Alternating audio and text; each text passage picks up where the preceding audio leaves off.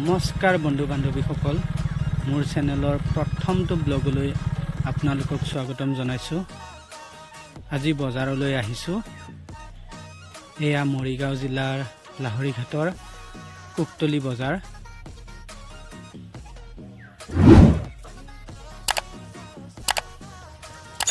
আৰু বজাৰখনলৈ সোমাই এয়া শাক পাচলি সোমাইছোঁ, শাক পাচলি লওঁ বুলি।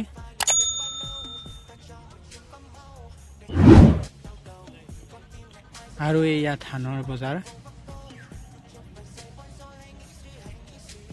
আৰু শাক পাচলিকে ধৰি বিভিন্ন বজাৰ কৰি হোৱাৰ পিছত এয়া ছোৱালীজনীৰ কাৰণে কাপোৰ কিনো বুলি ফিক্স ৰেটৰ দোকানখনত সোমালোঁ।